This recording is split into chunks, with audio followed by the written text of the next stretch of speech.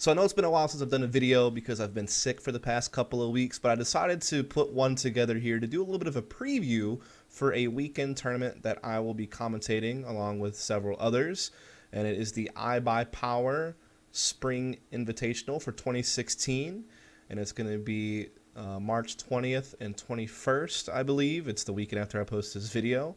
And it's going to feature 10 teams, which are the top teams from the North American region as far as people competing in the region. Of course, this includes 7 actual North American teams from NA, and then 3 teams, which of course are the 2 Brazilian teams, Luminosity and Tempo Storm, as well as Renegades from Australia. And they're going to be going at it in a single elimination best of 3 bracket where $16,000 is on the line, $10K for first place, I believe it's $4,000 for second place, and then $1,000 for third, fourth. And so it's going to be a pretty cool tournament. It's going to be cool to see all these top teams in the region go at it for a decent prize pool for a weekend online tournament. And so basically I just kind of wanted to go through each of the teams, talk a little bit about them, and just go from there. Yeah, so here we go. So I kind of wanted to start with the teams that I feel are going to be the tournament favorites, the ones that are most likely going to win. And for me, there's 2 pretty clear teams based on results we've seen lately that are going to be kind of the ones that should make the finals in most people's eyes.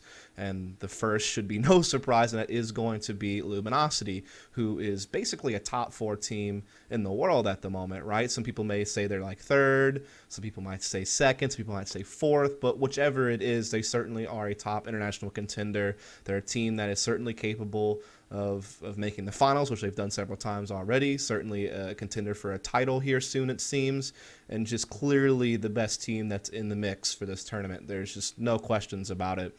I mean, when you look, when this team first came together as a 5, that was at the Face It Stage 3 Finals, or DreamHack winner of 2015, so the very end of last year.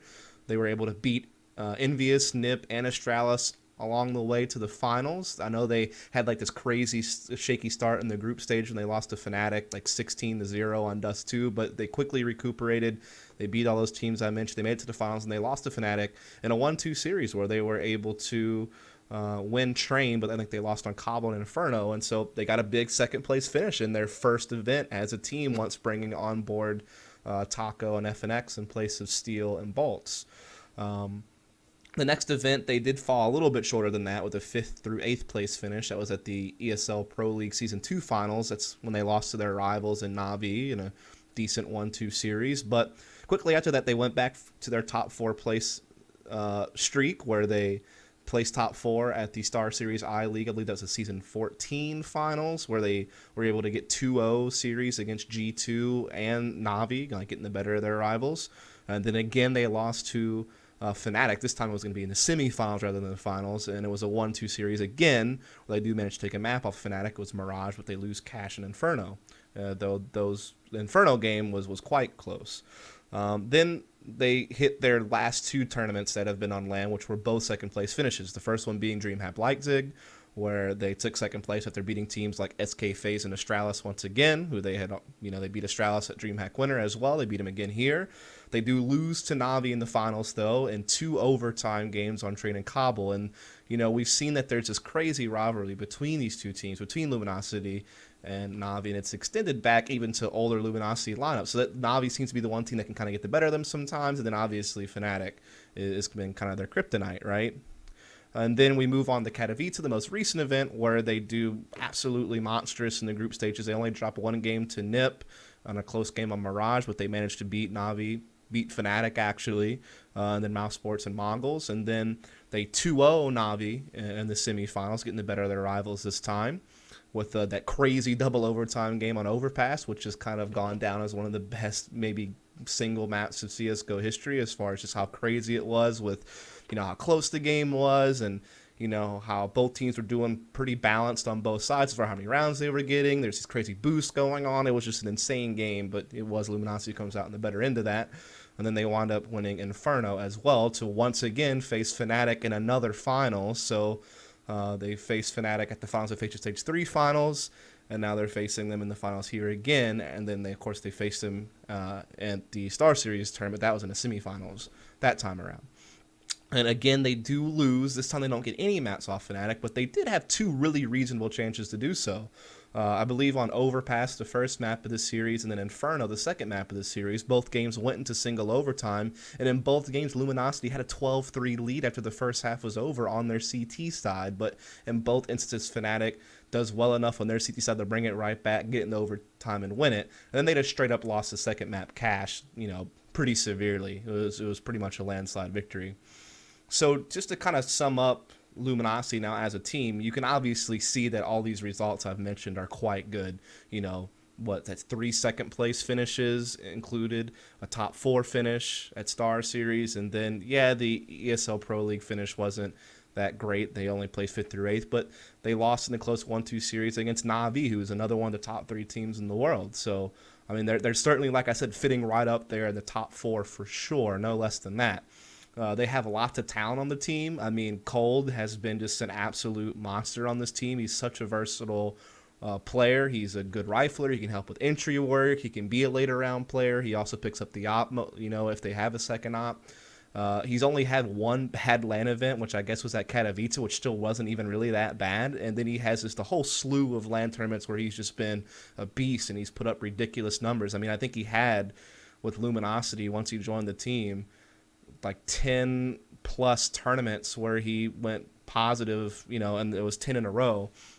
And then he had just this one event, their last event at Katowice, where he did actually finally go negative, I think, and that's the first time he's ever done it with this team. So that's like a pretty incredible amount of consistency to be just going through multiple LAN tournaments in a row where you're just always having a good rating, always having a positive KD, usually having a pretty big impact. And then even in the tournament where he went slightly negative, he still had his moments where he was having a huge impact and just being a star player. So just absurd player in Cold's era. FNX has come onto the team to be a nice, stable, kind of supportive player, more of maybe a third guy in type guy. Very clutch player, very smart, just a good player. Fallen, obviously, an amazing in-game leader. Some call him the best in-game leader in the world now. Definitely great leadership. The team definitely runs great strategically. They have that slower, more methodical style, but at the same time, they're able to mix in these faster-paced executes, including some very unique executes that you may have never even seen before. They're the ones who revolutionized some of the meta on how Mirage is played with some of the A-Smoke executes that they do. They were one of the first teams, like this is way back, of course, when they were Kaboom at the beginning of 2015, but, again, they still kind of set the standard. They kind of developed the meta of some particular maps. I think the most recent time I saw this now was on Cobble, where you saw this crazy play where they pinched the B bomb site by sending a couple of players up the mid slope, and they had like a smoke wall by the APC and such to block off vision from any CTs playing like long A or inside the site, and they are able to get through the doors and get into connector. Then they have people maybe pushing drop down room or pushing long B, and they pinch this B bomb. So this is an execute that never really saw before until Luminosity did it. Now Tempo Storm does it as well, and I'm sure that maybe other teams might catch on. But again, so they have the slower methodical style where they can just spread out. Fallen can read the game and make their proper adjustments, and they make this crazy play, or they have these crazy cool executes as well, and they can just mix it all in. And their CT sides are also pretty strong. And again, that's just talking about Fallen, but he's also a top operator in the world. I mean, he goes toe-to-toe with some of the best, and he comes out pretty well. So I think he could be considered a top operator in the world also. So he's just such a complete player between his leadership ability and his opping. I mean, he's just insane. And then Fur was kind of the classic star for this team for a very long time. And maybe he's kind of taken a background because of Fallen and Cold, but he still can shine. Meanwhile, you have Taco, who a lot of people did criticize, but he still serves his role as an entry fragger, creating space. And at Katowice, he actually had a really good event where he put up big numbers. So you have like a pretty complete roster here when it comes to talent. And we already talked about their strategy, and their map pool is so strong. Their only true weakness seems to be Dust 2, which they ban out quite a lot. And yes, you can say their cache is also quite inconsistent. So yeah, I'll give you that. Dust 2 and cache, not the best maps. When it comes to the other 5 maps in the pool, they're quite good. I mean, Cobble, they've had a little bit of a struggle when it comes to results lately, but all those losses they have are quite close. And when you look at the other 4 maps, Overpass, Train, Mirage, and Inferno, they're just absolutely great on these maps. So just a super strong team, a super complete team. Lots going for them. Definitely the favorites to win the tournament. So the next team that I consider a favorite to make the finals and possibly even win the tournament is going to be the other Brazilian team, which is Tempo Storm. Now, with Tempo Storm being on the opposite end of the bracket as Luminosity, there's a very, very strong chance that we could see an all-Brazilian final here for the iBuyPower Cup. Obviously, Tempo Storm made a name for themselves pretty quickly with how they performed in the LCQ for MLG Columbus against some of the North American teams and made it to the major qualifiers. But also, what was some of the big results for them was actually qualifying for some other LAN tournaments through some of the NA qualifiers that were for these tournaments. And this includes the Katowice qualifiers, where there was one slot available for the Americas, I guess you could say. And they just swept that tournament. You know, they beat Complexity in a best of one to kick things off. And then once they started playing best of threes, they beat Liquid 2-1. They 2-0'd CLG and 2-0'd Cloud9.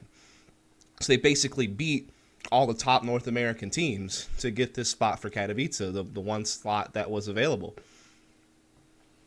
Now, during the DreamHack Malmo qualifiers for North America, they opened up the tournament with a 2-0 on Echo Fox, and then they proceeded to beat Optic in a 2-1 series and Cloud9 in a 2-1 series to get one of the 3 slots for North America for DreamHack Malmo. In fact, they were basically the first team to qualify for it, as later on you would see Liquid and CLG do so as well.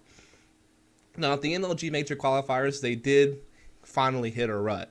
You know, they were really just building up all this hype and making this huge climb, and they kind of got knocked back down a little bit because at the Major Qualifiers, they lost to G2 in a very close game on Dust 2.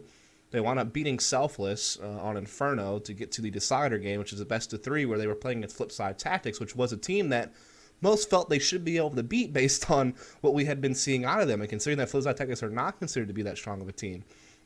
Yet they just got absolutely blasted by Flipside Tactics in the best of 3, losing Cash and Train in really one-sided fashion. I think both games they lost like 5-16. It was just an incredible defeat.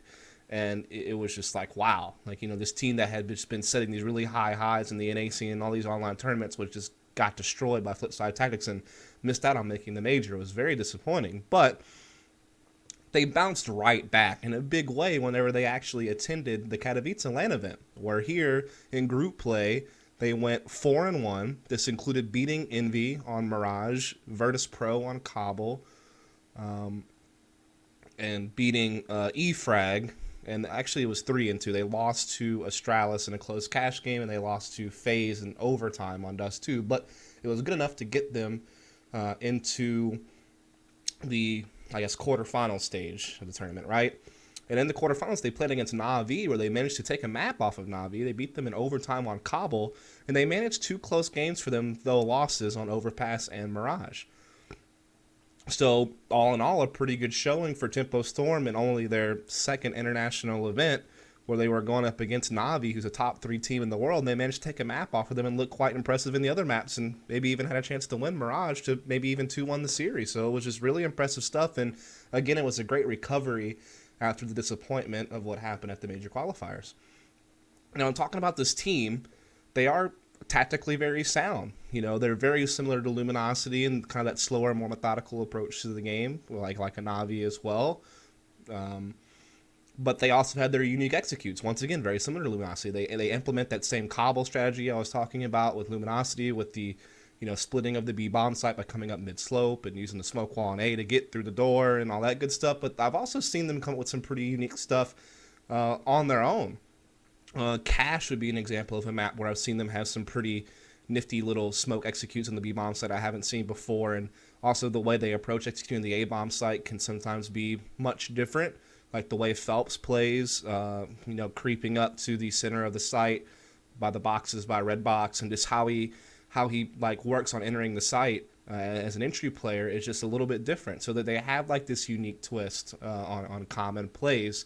And again, they're just very technically sound. Their map pool is pretty strong. They've proven they have a strength on Mirage, Inferno, and Cobble. They seem pretty good on Dust 2, where, you know, Luminosity obviously avoids that map. I would say their cash has been a bit mixed. They have some cool stuff on it, but they've had some losses that have been kind of crazy on it. And then I would say Train has been a bit of a weaker point for them as well. And they rarely play Overpass. So their map pool not quite as strong as Luminosity, but they still have, I would say, 3 really good maps, a 4th that's pretty good, and they are capable of playing cash, though the results are mixed. It's just, you know, Overpass, I don't really see them play it, so I'm not really sure how good they are on it, to be honest. So, yeah, I mean, I think they have a pretty decent map pool as well. And they do have a lot of talent. I think Phelps has proven to be a nice, flashy entry fragger type guy for this team. A really strong rifler. Hen One has obviously turned a lot of heads as being like this really crazy, powerful opper. And Bolts, I would say on this team has really kind of just risen to a different level. I mean, on Luminosity he was okay, but he wound up getting removed, and he's been put on this team. And maybe some players would kind of take that as insult or let it get him down or whatever you want to call it. But he has seemed to thrive on this new team. He's kind of a peripheral player on this team, kind of similar to what he was in Luminosity, and he excels at it. He's put up some really good numbers. So, yeah, I mean, I think they have a good team here. I mean, Lucas and Showtime, they don't put up the best numbers, but sometimes they can. Even for these group games at Katowice, I did see Lucas and Showtime step up a time or two. So they have a pretty well-rounded team in that regard also. So, yeah, I think they're a great team. They've proven the ability to beat the top NA teams on a pretty regular basis between all the online tournament play we've seen, which is exactly who they're going to be up against in this tournament. I think actually their first game is going to be up against CLG, a team they've already proven the capability to beat whenever they beat them in the Katowice qualifiers. And then next game, if they win that, they'd be playing against either Liquid or Renegades. Again, teams they've proven the ability to beat. Though I don't think they've played Renegades yet, but they did prove they can beat Liquid. And so, yeah, there's a very real chance that we could see them right there in the finals next to Luminosity. And again, they certainly are the favorite to make the finals for that reason. So, yeah, I'll just kind of leave it at that with them. So the next group of teams we'll look at are the challengers. So these are teams that will likely get like a third or fourth place finish. Maybe if things go really well, they could even make a finals for this tournament, but are certainly teams that are capable of being quite good. And so the first team I'll talk about is going to be Liquid, which of course is a team that has a lot of people excited because they've put together a lot of firepower on one team, a lot of talent. Some people say it's the most talented team as far as fragging goes in North America. But to be fair, they haven't played a whole lot yet with this 5. You know, obviously, Simple was brought on the team fairly recently, but then Kusta, the latest addition for Adren. And since they've put that 5 together, they just haven't played a whole heck of a lot. But what they have played so far has been pretty good. They did qualify for DreamHack Malmo by beating Renegades and CLG, both in 2-0 series. In EEPL so far, or the ESL Pro League, I guess it is now, just that, Season 3 of that. We've only seen them play 2 series, or I guess they're just 4 best-of-1s, where they split mats with Energy, losing Dust 2 but winning Cobble. Then they split with Renegades, winning Dust 2 but losing Cobble. And then we saw them play in the first qualifier for CEVO for the Gfinity finals that they're doing. And they made it to the finals by beating Noble and Complexity, and they dominated those games. But when they played against Optic, and I guess what was the semifinals of that tournament, they actually wound up losing. They lost the game in overtime on Train, and then they won Cash, but then they lost Overpass, and so they were eliminated. And that's pretty much all we've seen them play results-wise. Of course, Liquid did go on to qualify for the major, but that was with Adren in place of Kusta, and so you can't really count that, I suppose, when you're assessing them for this tournament. Their map pool, so far, they've proven they can be quite strong on Dust 2 and Cash. It's where most of their games have been played and where most of their wins have come from. They've shown a little bit on Mirage. I mean, they beat Renegades on Mirage in the Malmo qualifiers, but other than that, I haven't really seen them play it. They beat CLG on Mirage as well in the Malmo qualifiers. So a couple of good wins on Mirage, so you can maybe put that next to Dust 2 and Cash as a map they seem pretty comfortable on. I've only seen them play 1 game on Cobble, I think, so far, which was a win over Energy, but kind of hard to know exactly how good they are on it because we've only seen them play it once. So, again, for most of these maps, it's very hard to know what their map pool is going to be. They've only played, I think, 1 game on Overpass, which is a loss to Optic. They've only played, I think, 1 game on Train, which is an overtime loss to Optic. So I just don't know what their map pool really is. Again, I know Dust 2 and Cash they feel pretty confident on. Mirage seems pretty decent. Their Cobble still seems pretty decent. But when it comes to the other 3, don't seem like they... I think they still kind of avoid Inferno or ban it. So that's probably a map you're not really going to see them play a whole lot. Overpass, I haven't seen them played enough to really know how I feel about it. So yeah, I'm not really sure what to think about the map pool there. But they certainly do have at least 3 maps I think they should be pretty comfortable on. Maybe a 4th. Definitely do have loads of talent. There's no doubt about that. But there are a couple of questions to be had about the team on how good they'll actually be For one, it's about trying to fit in Simple. I think Simple's in kind of a weird role on this team as more of a peripheral type support player, since Elysia and Nitro is still kind of the entry duo, and Kusta's opping, and Hiko's got the lurk. So kind of fitting him in, I think, will be something that'll be interesting to see how that goes going forward. I think it's going to be interesting to see what they do about leadership. Obviously, Hiko has been the guy to take over the IGL role for now, and apparently he's still, trying to adjust to it. And so tactically, the team might suffer. They're probably going to be a much looser style, a little bit more run and gun, a little bit more reliant on aim and being aggressive. And so obviously they have a lot of talent to support that type of play, but and then run up against a team that has pretty decent talent as well, that's up to par with them, like a Luminosity, like a Tempo Storm, just a couple of examples. And those teams are going to be better than them tactically, then they're going to run into problems there. The other thing to think about is what Elysia is going to show up, because I think Nitro, now that he's not in-game leading anymore, he's going to be putting up pretty good numbers. It seems like Kusta's done pretty well on this team thus far. Hiko's going to put up good numbers, and now that he's in-game leading, his numbers might go down a bit, but it'll still be decent enough. And again, I already kind of mentioned Simple fitting him in. Some games he looks pretty good, some games he doesn't. So it's about trying to figure out what's going to work best for him. But Elysia's the other guy that I feel like has been hit or miss. Like, he'll have games where he drops 30s or looks ridiculous, but then he'll have games where he doesn't do so well. And so it's about finding, the consistency for him. That's been a problem for several months now. But it hasn't helped that this team has changed twice, along the way to make things even more difficult for him to adjust. So we'll just have to see. I mean, he's a very young guy. We'll see if he can find his footing now that the team seems to have finally stabilized as far as what their roster is going to be. And I think that pretty much sums it up for me. They do play the winner of TSM and Renegades first. They've proven the ability to beat Renegades. They 2-0'd them in the Malmo qualifiers. And they split match with them in the ESL Pro League. So they haven't played against TSM yet, but TSM hasn't shown us a whole lot, so I feel like they'd be a favorite there. So I think they should certainly be a favorite to move on to a semifinals matchup where they play against either CLG or Tempo Storm, where they have proven the ability to beat CLG, but we haven't really seen them play Tempo Storm, I don't think. So that would be actually a pretty interesting matchup to see how that would work out. But yeah, they're definitely, like I said, a team that should compete for at least a semifinal slot, and they maybe could make the finals if they are able to score a win against Tempo Storm or CLG in the semis. So yeah, definitely a team to keep an eye out for this tournament for sure. We'll hopefully learn a lot about them, a lot more about them in this tournament, since they haven't played so much before it.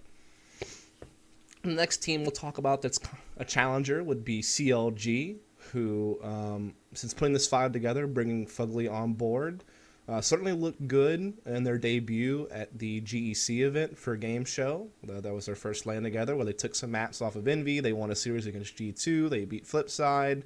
They did look pretty poor against Invitational and Astralis, but at least they finally got their first big best-of-3 win against a top European team whenever they beat G2. Since coming home, they, of course, did get beat by Tempo Storm, the Katowice qualifier, so they didn't make that event. They did make DreamHack Malmo, though they did lose to Liquid in a pretty one-sided 0-2 series. They did manage to beat Cloud9 in a 2-0 series to get a spot for Malmo, so that was a good result. They did manage to qualify for MLG Columbus, the next major, by beating SK in a best-of-1 and then beating Vex in a 2-1 series despite their upset loss to Splice early on. In the first qualifier for CEVO, they'd actually got beat out by Energy, which is maybe a bit disappointing for them. In a pretty close 1-2 series. They're playing in the second qualifier for CEVO as I'm making this video, and so far they've made it to the semifinals of that tournament by beating Noble and Kokona, which is Ocean's team. So, I mean, they haven't had a whole lot of play since putting this 5 together. Most of it has been online stuff in North America, and they haven't played a whole heck of a lot of games, to be fair. I would also note in here that their play in the ESL Pro League has certainly been shaky. I think they have a 3-5 record, if I'm not mistaken. Like having some tough losses to teams like Renegades and Cloud9 pretty early on. They did just have like a recent one against Complexity, but otherwise the results there were really bad. Like they just got stomped by teams like Renegades and Cloud9. It wasn't even competitive. And so that was really concerning. But it seems like they're picking it back up a little bit now with some of the more recent games we've seen. So hopefully that is a sign that they are getting back on track. I would say CLG tactically is the best team from North America when it comes to tactics. I mean, I'm not including, the Brazilians or Australians here, but when it comes to like comparing them to, say, a Cloud9 or a Liquid, who are having trouble with leadership. I think they are tactically very sound with their leadership, and PETA, who calls from the coaching role. You could say Optic are also pretty decent tactically as well underneath Dap's direction, but I think this team is one of the ones that does seem to have the strongest strategy. They have that slower, more methodical style like a Luminosity or a Tempo Storm or a Navi. That's their base, but they do mix in the quicker executes as well. I think they still do have some pretty good talent on this team. Like JDM is still a star caliber player, no doubt about that.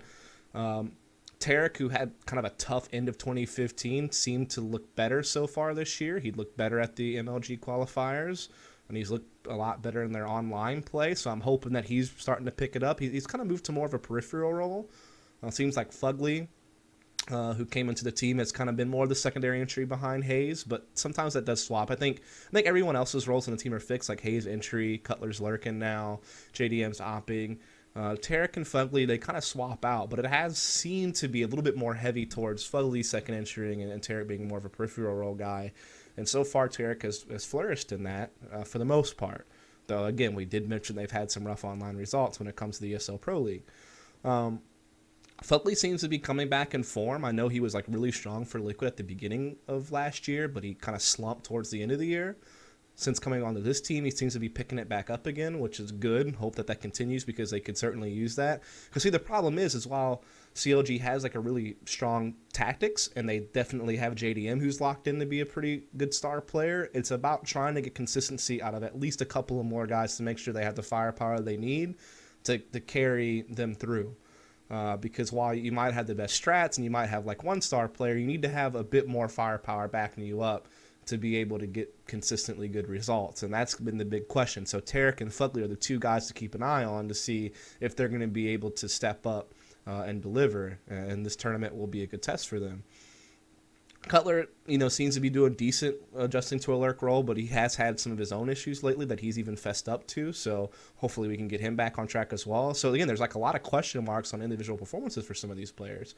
I would say their map pool is pretty good. Their overpass has been great. Their cobble still looks pretty good.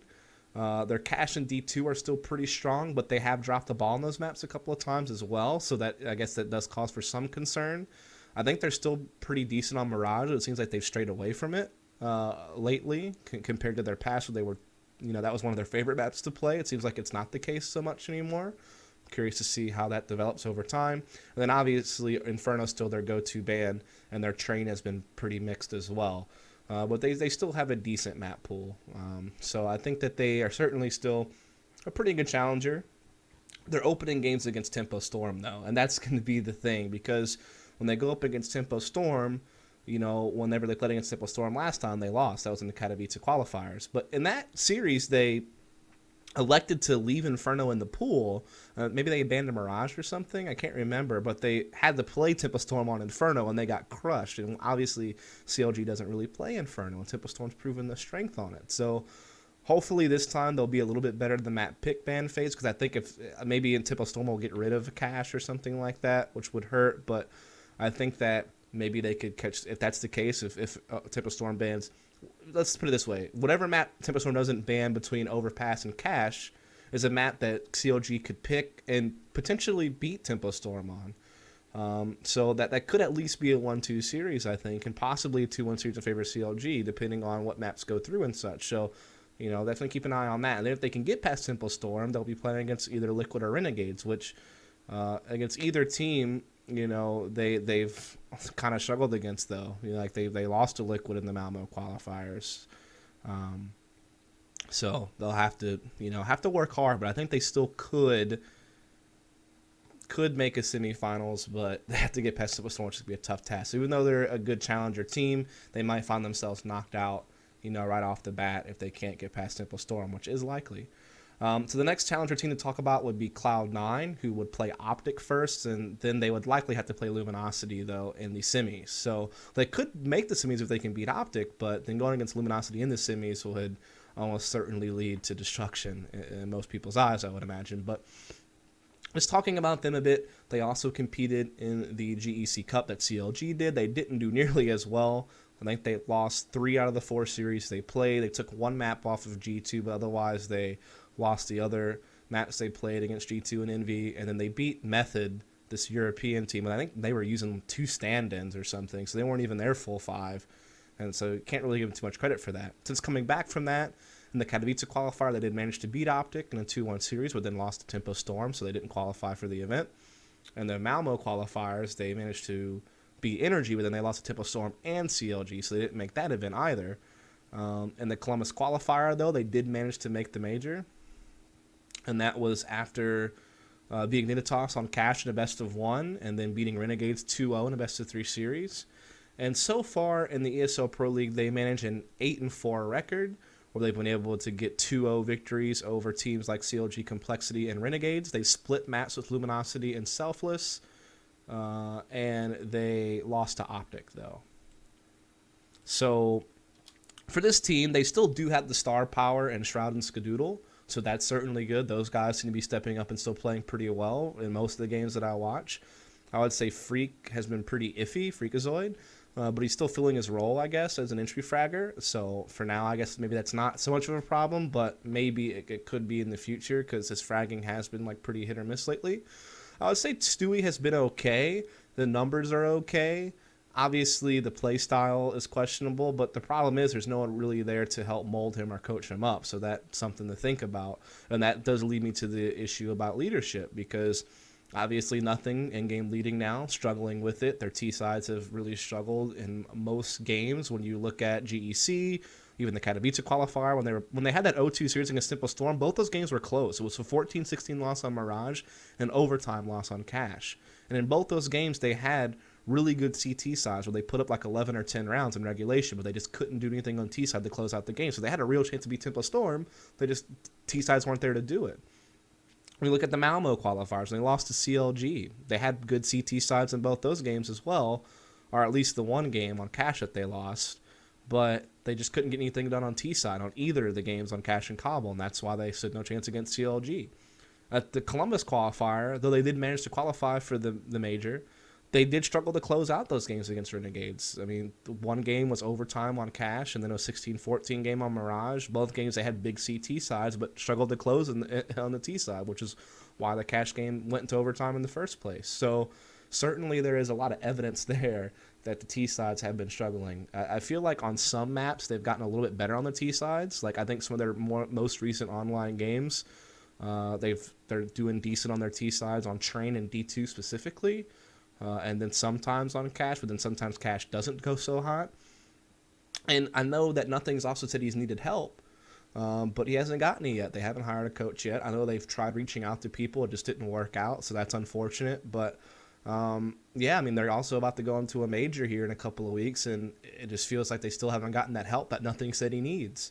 So that is certainly a little concerning for this tournament as well, the iBuyPower Cup, having the proper direction to get them rounds, mostly on Terra sides, but even their teamwork on CT side can sometimes go askew. As far as their map pool, they've proven they can still be really good on Cash, and it's a go-to map for them. They've had some success on Overpass and Train and Dust 2, but they've also had some rough games on those maps. And it seems like their Cobble is kind of fallen off. They still don't really play Inferno or Mirage, so those three maps, Cobble, Inferno, and Mirage, you gotta fix at least one or two of those, right? And then really tidy up your Overpass, Train, and Dust too.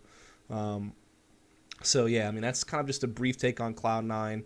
By the way, I did a video, which I'll link in the description below, that talked in more detail about Cloud9, CLG, and Liquid. So look out for that. Like I said, I'll put in the description below. And then I'll give you a little bit more information about those particular three teams if you want to get a little bit more detail about them, as I'm trying to go through them a bit more quickly in this video. So now the last couple of challenger teams, first one is going to be Renegades that I'll talk about, who will play TSM first and most likely should be able to win that game. But then they do have to play against Liquid, which is a team that they've had mixed results against, losing to them in the Malmo qualifiers 0-2 in close games, but then splitting maps with them in the ESL Pro League. So that's just to give you a little bit of idea of what they're going to be up against. Obviously, they haven't played so much since picking up Ustillo in place of Havoc, so there's not too many results to talk about, but we can talk about the fact that they did not qualify for Malmo due to a loss to Liquid after beating TSM in a 2-0 series pretty easily. They lost to Liquid in some close games on Dust 2 and Mirage.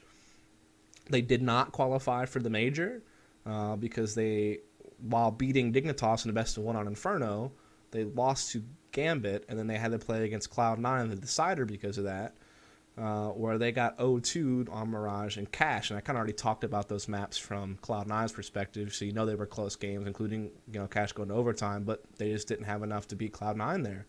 Not to mention that they also lost to Cloud9 in ESL Pro League, so it seems like they're really struggling against Cloud9. Luckily, they don't have to face up against them in this tournament head-to-head unless they both somehow make the finals. In the ESL Pro League, they have looked a bit better, despite the disappointment of not making the major and the disappointment of not making DreamHack Malmo, and even going back further than that, before picking Still, there was a disappointment of losing the Mongols in the finals of that tournament at IEM Taipei. They were able to at least get something going for themselves in the ESL Pro League, right? Like they beat CLG in both maps, they beat Winterfox, they split maps with Optic, they split maps with Liquid, so they had something going there. I would say that with Still coming to the team, it's added, to their entry force. I think he's been a pretty nice little entry fragger next to Azza. I think both those guys have been performing really well in that role. I think that Renegades are still able to rely on JKS being like this really nice small site bomb site anchor and being kind of more of a passive peripheral role player, sometimes even just a straight up lurker in many cases. I think JKS is still counted on and does really well for them. Very clutch player as well. I think Yam is still a serviceable opper, but he's not really as good as I would say some of the other operas that compete in the region. Like when you look at Hen 1, you look at Fallen, you look at JDM, you look at Skadoodle, all these guys seem clearly better than Yam, in my opinion. And so, he's serviceable. He's still pretty good, but he can maybe get overshadowed when he has to go head-to-head against some of the better operas that compete in the region. And I would say that Sponge is still pretty good with the team. I think Renegades are still quite sound with their slower style of play, that more methodical default style of play. They, too, similar to Luminosity Tempo Storm, have some unique executes that they've come up with. I think my example for Renegades would be is they have this really cool execute I saw them do against Dignitas on Inferno at the major qualifiers, where they put up this really cool smoke wall on the A-bomb site that isolates Pit, and no one inside site or rotating moto or anything can help their Pit player. And they can just kind of come out halls and lane, get control of Pit, get that kill, and then, get the plant down. And it's like this really cool, just like 3 smoke wall that goes from the site corner where you can kind of plant in the corner, not the default plant spot, but that like kind of cranny that you can kind of plant into. So it goes from there all the way to graveyard. And it's a really cool execute. And I've seen them do some cool stuff on Dust 2 as well, where they like smoke the B side of Dust 2, and then they come out double doors and actually attack CT spawn and split A that way. So they have some really cool, unique stuff as well. So I think tactically they are pretty diverse. But maybe sometimes the mid-round or adjustments are somewhat of an issue, and I think even Sponge has fessed up to that. So maybe sometimes that can cause them a problem to just kind of maybe lose track in the mid-round or lose track in the middle of a half or something. I'm not really sure.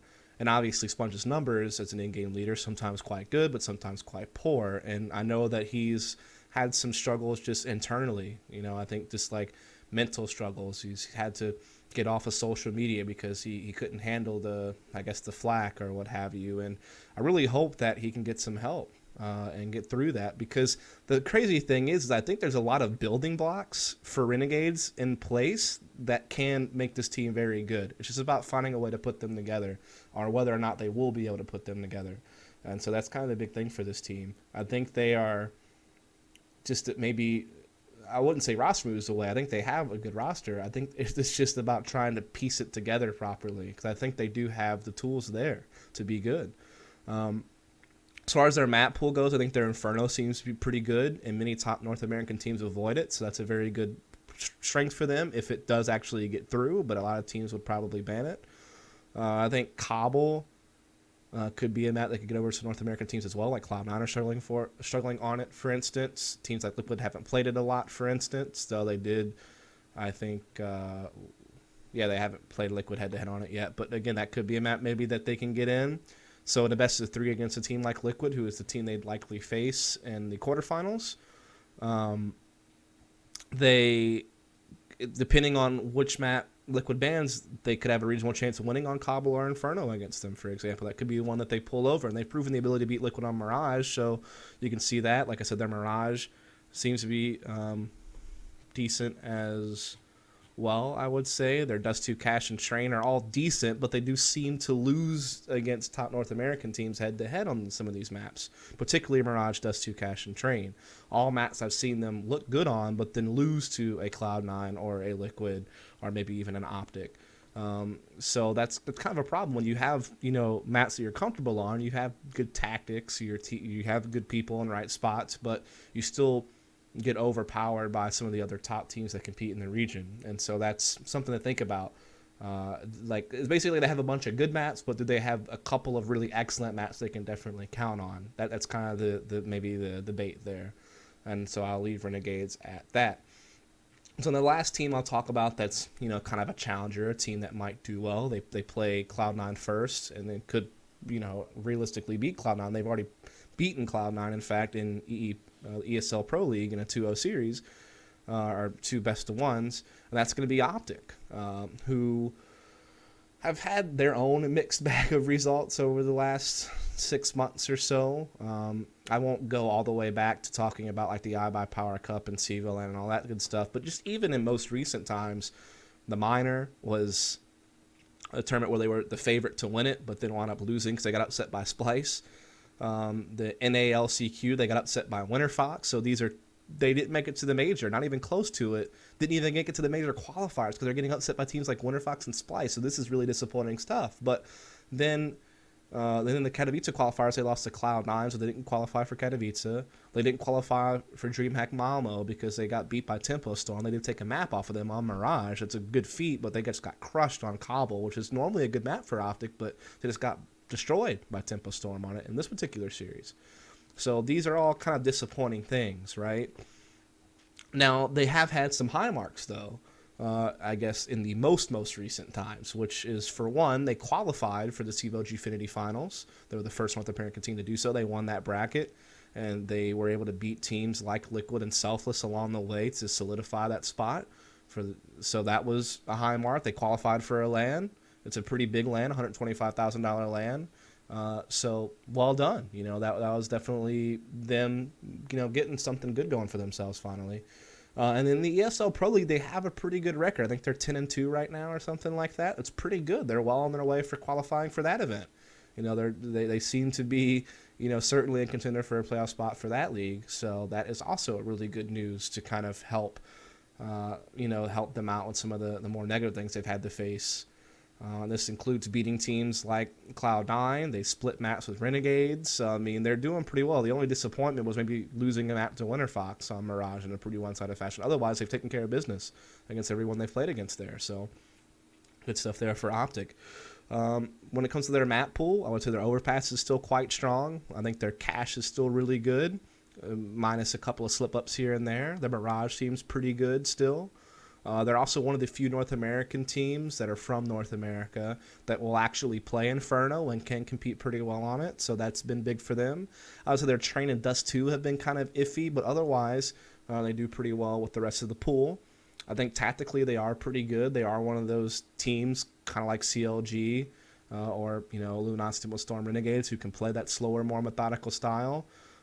They have some guys who have some pretty solidified roles. Rush, very good entry fragger. To me, I think he's one of the better entry fraggers that come from North America.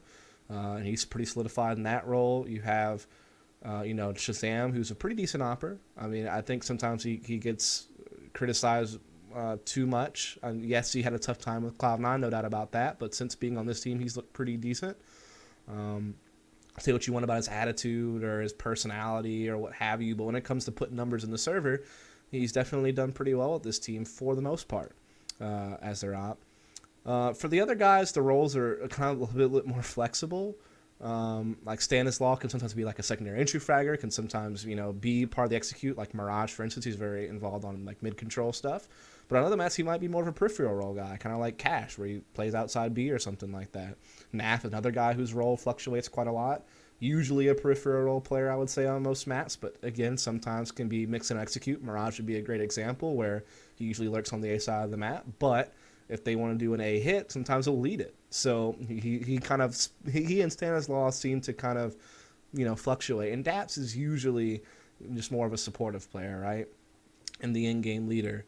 And again, like, they have some talent, but it's like Stanislaus can sometimes be really hit or miss. I feel like people like Rush are pretty stable, but he can have his off games too, I guess. So it's like they don't have like a consistent star. I feel like they have a bunch of players who at least one or two of them will usually do pretty well, but then maybe some of the other guys that you think should do well aren't doing so well. So it's like they kind of trade off, Like, I'll have a monster game for Naf, but then I'll have another game where he doesn't do so hot. Same with Stanislaus, though I think online Stanislaus has been pretty consistent, and Rush has usually been pretty consistent. So they have a pretty good amount of talent. They have some pretty good tactics. They have an okay map pool, and their most recent results have been good, but those disappointing results weren't so long ago, right?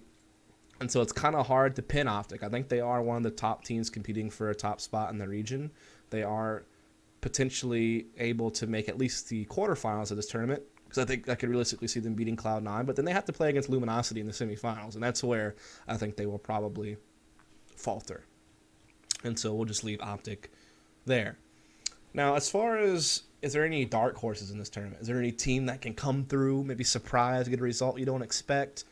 And my answer would have been Selfless, but unfortunately they had to play Luminosity first if they can beat Winterfox, because they play Winterfox in the first game. If they beat Winterfox, and they would go on to play Luminosity in the quarterfinals, the round of 8. And while I certainly expect them to beat Winterfox, Luminosity is a whole nother mountain to climb. But I will just go ahead and talk a little bit about Selfless here. They haven't played a whole lot since bringing Mitch on board, and then Nifty was also a pretty recent pickup. Coming in for Kusta, and then Mitch most recently coming in for Lucky. So, for example, in the ESL Pro League, they have a 7-5 record, but the only games they've actually played with their full current 5 would be Cloud9, where they did destroy Cloud9 on a cash, very one-sided game. Then they lost Train in a closer game. And then they played the qualifier for the Civo Gfinity Pro League, and they made it to the finals. They beat TSM in a 2-1 series, which was maybe an upset. I don't really know how you'd count that. They got a 2-1 series there. They beat Energy in a 2-1 series. And then they lost to Optic, though, in the finals. And those losses were pretty one-sided. So it's like they built up this hype. They looked really sharp against TSM and Energy. And then they got up against Optic in the finals, and they kind of fell apart. And they're playing in the qualifier right now for Civo, where they've made the quarterfinals after beating a team called Prospects, ex-Astral Authority, a team that is kind of like a, I don't know, no name, or just a new team to the pro scene that people don't really know, but they haven't played against anyone really big in that second qualifier for Civo yet, but they did take care of business in their first game. Their map pool, hard to really know because they haven't played a lot again. Their cash has looked pretty strong in the games I've seen them play cash. It seems like they're avoiding Cobble after they got beat by TSM on it. It seems like that's kind of been their go-to ban. And their Mirage and Dust 2 seem okay from what I've seen thus far. But again, I haven't really seen them play a whole heck of a lot. So not really sure about their map pool.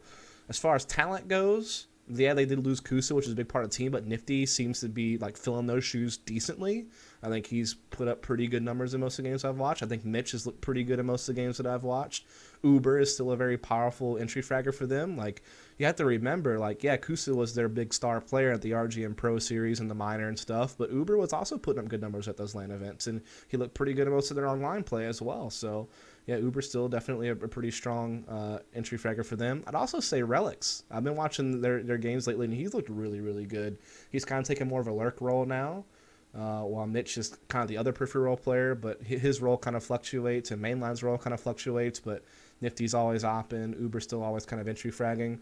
And there's still a decent amount of talent on that team despite losing Kusta.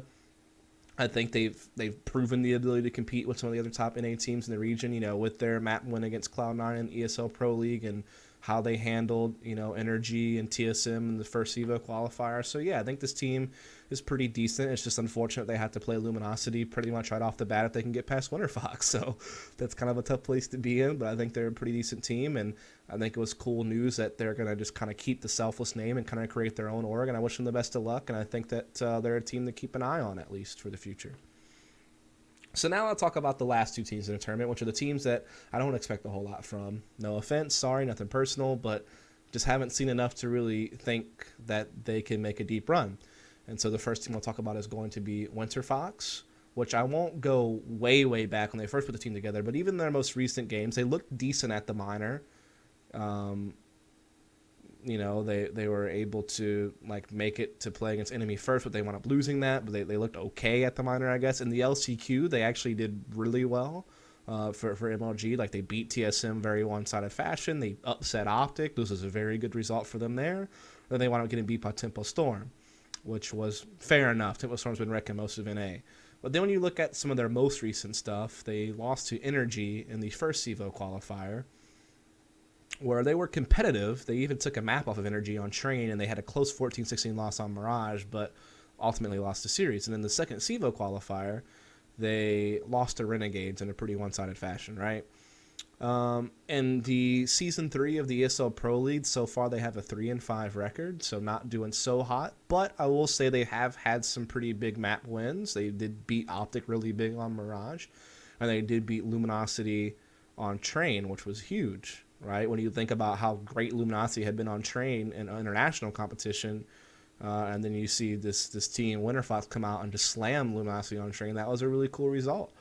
So I would say if you compare Winterfox now to Winterfox that was playing at like the iBuyPower Cup and the RGN Pro Series, and maybe even the minor, it seems like things have gotten better. I know they picked up a new coach with Paradox, former San Francisco Optics player and Counter-Strike Source. People would probably recognize that name. It seems like things have gotten better, but it still seems like there is still a lot of trouble there. Because again, whenever they do play against like the best NA teams, like the teams that you consider like maybe a top 4, top 5 NA team, they do struggle to compete against those teams. Like again, they did beat Optic in the LCQ, but they lost to Energy. They're losing to Renegades. They've lost Optic in other instances. Haven't really seen them do much elsewhere. So it's been a struggle for them. I don't want to harp on them too hard, but I feel like there is some talent there. I think Desi's like a pretty good fragger. I just don't think he's being used in the right role in this team. I've always known him as more of an entry guy. He seems to play more of a peripheral solo role on this team. So that to me, kind of wonder about that. XP3 a pretty decent opper. But sometimes he can be off his game. Anger seems kind of hit or miss. Lex a pretty decent, more supportive guy. He's even kind of taking more entry roles with Anger, since Desi is kind of a solo guy and Flowstick a lot of the time lurks. But their roles do kind of fluctuate, I feel like, in a lot of the games I see. I think they look very comfortable on Mirage, and I've seen them do some good things on Mirage, but I've also seen them lose some games on it. And that goes for most of their map pool, right? Like they'll show us something great on it, but then they do struggle a little bit elsewhere. Though I think Mirage might be the one map that I feel like they've consistently shown the ability on, and they've at times shown ability on Cash. So yeah, I mean, I don't know. I just think that their first game is going to be against Selfless. I think they could potentially beat Selfless. I'm not going to say they can't. That's definitely possible. I think Selfless is a slight favorite, but Winterfox, they have a chance. But then they have to play against Luminosity in the quarterfinals, and there I just can't see them making it past that point. Even though they did take a map off of Luminosity, they also lost a map to them, and Luminosity is in general a way better team. So yeah, I can't see them making it much further than making it actually to play against Luminosity in quarterfinals and losing there. And so I'll just kind of leave it at that with Winterfox. For TSM, who the hell knows? They just picked up a Dren for Vice. They've only played one best of 3 since doing so, which was a 2-0 against Complexity. Cool. Prior to that, they had only played, I think, 3 best of 3s when they did have Vice, and most of those didn't go well. They lost to Winterfox in the LCQ, pretty one-sided fashion. That was their first best of 3 way back. Then they lost in the DreamHack Memo qualifiers to Renegades. And then on the CEVO qualifier 1, they lost to Selfless in a 1-2 series, winning Cobble very convincingly, but losing an overpass and Cash. So yeah, they cut Vice after 3 best of 3s. They're not competing in the ESL Pro League, so we don't get to see them play regularly. The only time we really get to see them play are tournaments like this one, or like the qualifiers for different lands, or like the CEVO stuff. So I don't get to see them play enough. I think a drink can help them. He brings experience to the table, but role-wise, the team seems kind of weird. Like Finesse is like an entry fragger on this team, which I've never seen him do before. Not that he's like necessarily super bad at it or anything like that. It's just not something I'm used to seeing, and I'm curious to see how that goes over time. Um, You have automatic lurking, which he was kind of doing with complexity before he left that team to join this one, so that's not really too out of the ordinary. I think Sick has been like the one guy I've watched in their games that has looked really good, and he is a pretty good entry fragger next to Finesse, so I think he's pretty solid. I think Simmons is a serviceable opper as well. It's just going to be weird seeing a Dren playing like a peripheral role on this team because it's something I feel like he didn't like doing when he did it like sometimes with iBuyPower, and even at the very tail end of Liquid when they brought Simple in, and Simple took over opping, you did see a Dren kind of go to a peripheral role there, and he didn't really seem to like it. So I don't know how that's going to work out. Again, haven't seen enough of anything from this team since they picked up a Dren. I don't even know if a Dren's a permanent member of the team. He seems to just be a trial guy. So I just don't know enough about this team to really judge them at all. I just put them in here because they were one of the teams to talk about. But again, I just don't know enough about them to really comment. And what I have seen so far hasn't really been that great. So yeah, I'll just leave it at that. So yeah, I hope you enjoyed this video. Hope it gives you a little bit of information about the teams coming in the iBuyPower Cup. Again, I'll link some other videos in the description below that are related to these teams. Like I said, I did a video on CLG, Liquid, and Cloud9 recently. I'll link that. And you can just check out the rest of my YouTube videos if you want to hear more about some of the other teams. I also wrote some articles for this, like some preview team articles for this. I did, as well as a couple other guys from CEVO. I'm not sure if those have been published yet, but once they do, I'll link those in the description below as well if they ever do get published. I'm not sure. So yeah, thanks a lot for tuning in. If you enjoyed, please follow, subscribe for more, and catch me casting the tournament all weekend long. And of course, I'm also doing casting for the CEVO Gfinity Pro League throughout the rest of March and April. Past it, I'm not sure what's going to happen though. So yeah, just stay tuned for more. Thanks a lot.